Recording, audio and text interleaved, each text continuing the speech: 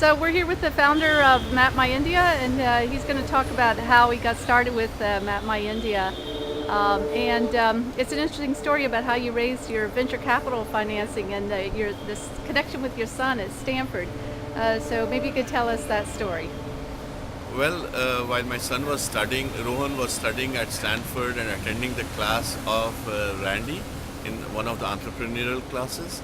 He mentioned about the funds that his father was in the process of raising it from Uh-huh. various investors in India. Yeah. And Randy just told him, if there's a way, Rohan, can you influence your father to take it from Kleiner Perkins? And that's how it all happened. And I said, well, Kleiner Perkins is a great brand. Why not go ahead with them? Right. You make it sound so easy. Many entrepreneurs struggle with getting venture financing, but you said you didn't even have a business plan. That's very true, but we had a real business. Plan is something which you try to convince through PPTs, and a business is something which you show exactly what you're doing, and the smart investors do understand what it means. Okay.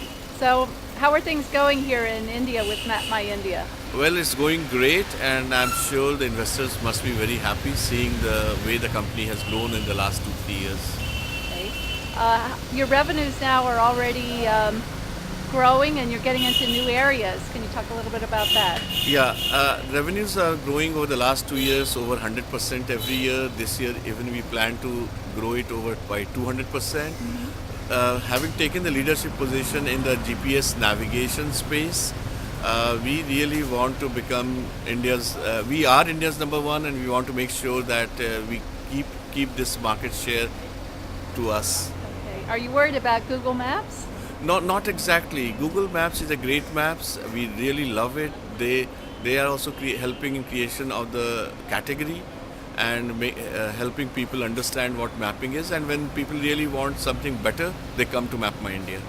And you are launching a mobile product this year? Yeah, we just launched it in a soft launch we have done. We will be launching it in a big way. What it's called is MapMyIndia Mobile Maps, and that will probably make a big revolution in the mobile industry. Do you think that part of the business will be larger than your internet business?